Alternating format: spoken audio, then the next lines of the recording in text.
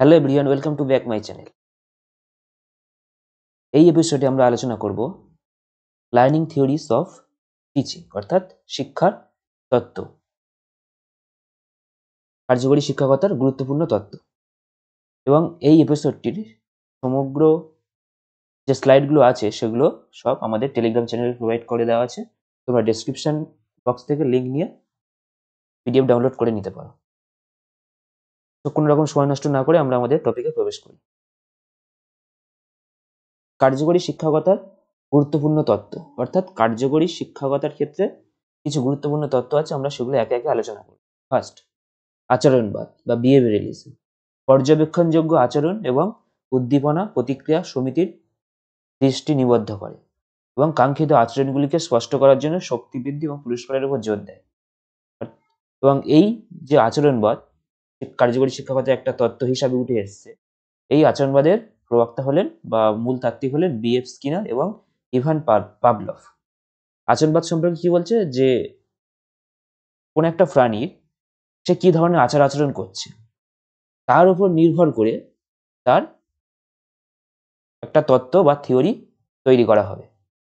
এবং সে যেমন আচরণ করছে সেই আচরণের উপর নির্ভর করে তার শক্তি বৃদ্ধি করার চেষ্টা করা হবে এবং তাকে পুরস্কারের উপর একটা জোর দেওয়া হবে। অর্থাৎ সে যদি ভালো আচরণ করে তার পুরস্কার দেওয়া হবে এবং খারাপ আচরণ করলে তাকে পানিশমেন্ট দেওয়া হবে।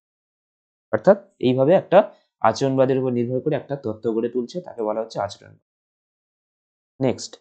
নেক্সট হলো গঠনবাদ বা কনস্ট্রাকটিভিজম। শিক্ষার্থীরা তাদের পরিবেশের সাথে সক্রিয় ব্যস্ততা এবং মিথস্ক্রিয়ার মাধ্যমে জ্ঞান তৈরি করে। হাতে কলমে অনুসন্ধান ভিত্তিক শিক্ষা এবং সমস্যা সমাধানের উপর জোর দেয়। এর মূল তাত্ত্বিক বা প্রবক্তা হলেন জিন পিয়াগেট এবং লেভ ভাইগটস্কি। অর্থাৎ এখানে বলতে চাচ্ছে যে শিক্ষার্থীরা তাদের পরিবেশে সক্রিয় ব্যস্ততা, অর্থাৎ কোনো কাজের মধ্যে ব্যস্ত থেকে এবং মিথস্ক্রিয়ার মাধ্যমে, অর্থাৎ সেই কাজটা সম্পূর্ণ করার মাধ্যমে যে জ্ঞান অর্জন করছে বা জ্ঞান আহরণ করছে তার মধ্য দিয়ে একটা গঠন, অর্থাৎ তাদের নিজেদের জ্ঞানের একটা গঠন তৈরি হচ্ছে, যাকে বলা হচ্ছে গঠনবাদ। এবং এই যে গঠনবাদ তত্ত্বটা, এটা শিক্ষার্থীরা তারা হাতে কলমে সমস্যা সমাধানের মধ্য দিয়েই জ্ঞান অর্জন করবে। এটা হলো গঠনবাদ এবং এই তত্ত্বের প্রবক্তা হলেন জেন পিয়াগট এবং লেভ ভাইগটস্কি। নেক্সট, জ্ঞানীয় লোড তত্ত্ব। শিক্ষার্থীরা কাজের স্মৃতির জ্ঞানীয় সীমাবদ্ধতার উপর ফোকাস করে এবং শেখার অপটিমাইজড করার জন্য নির্দেশমূলক উপকরণগুলির জটিলতা পরিচালনার উপর জোর দেয় এবং এর মূল তাত্ত্বিক হলো জন সোয়েলার।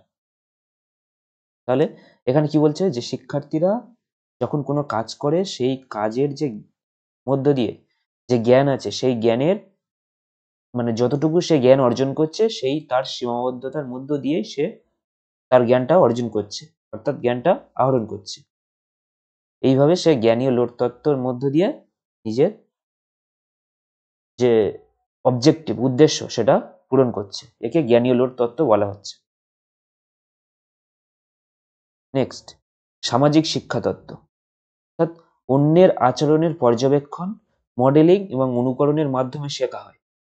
এখানে শিক্ষার্থীরা সমাজে যে সমস্ত মানুষজন কেমন আচার আচরণ করছে বা কেমন মডেলিং করছে বা কোন ধরনের মানুষ কেমন কাজ করছে সেগুলো দেখে শেখা। অর্থাৎ সমাজের মানুষজনদের প্রতি লক্ষ্য রেখে তাদেরকে অনুকরণ করে যে শিক্ষা অর্জন করছে তাকে বলা হচ্ছে সামাজিক শিক্ষা তত্ত্ব। নেক্সট, অভিজ্ঞতামূলক শিক্ষা।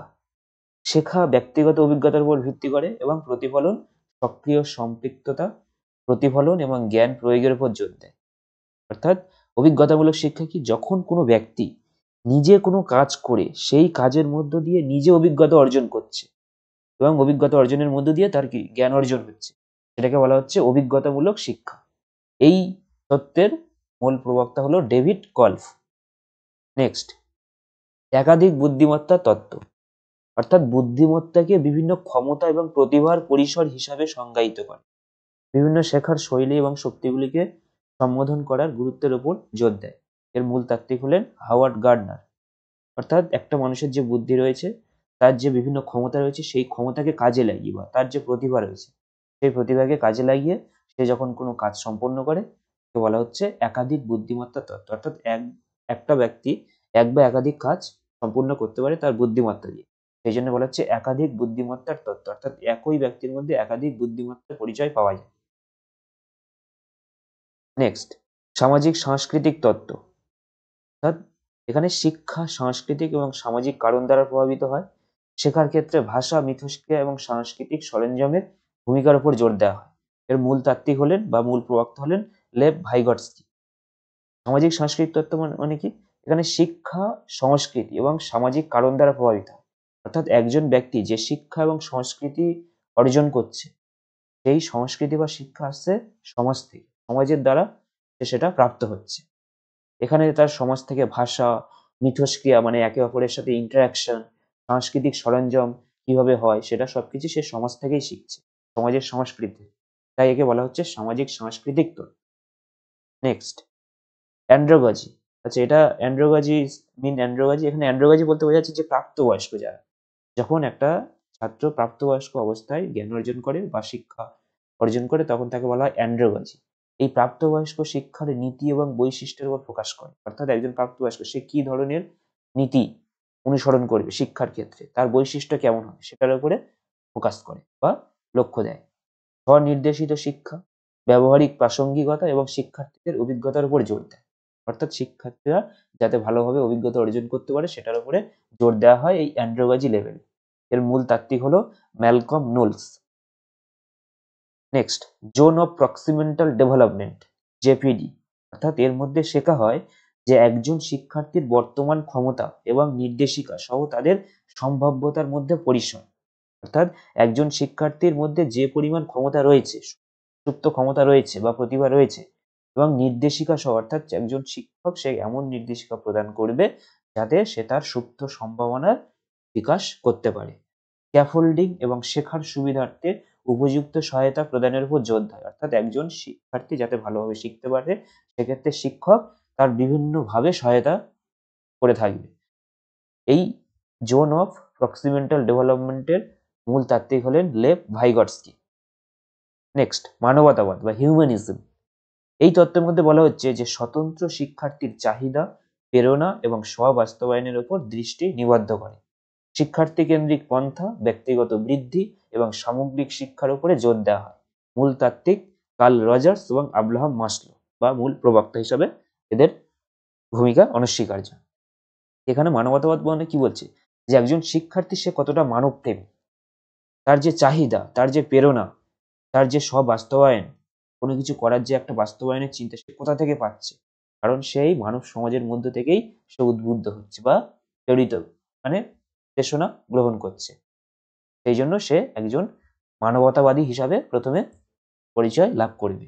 অর্থাৎ শিক্ষার্থীর কেন্দ্রিক পন্থা এটা, বা তার ব্যক্তিগত বৃদ্ধি কিভাবে বাড়ছে এবং সামগ্রিক শিক্ষার উপরে জোর দেওয়া হয় এই মানবতাবাদ তত্ত্বের মধ্যে দিয়ে। সো এগুলো হলো শিক্ষার বিভিন্ন তত্ত্ব, শিক্ষকতার বিভিন্ন তত্ত্ব, লার্নিং থিওরিস। তো তোমরা এই পুরো স্লাইডগুলো পিডিএফ আকারে আমাদের টেলিগ্রাম চ্যানেল লিঙ্ক দেওয়া আছে, সেখান থেকে তোমরা ডাউনলোড করবে। Thanks for watching.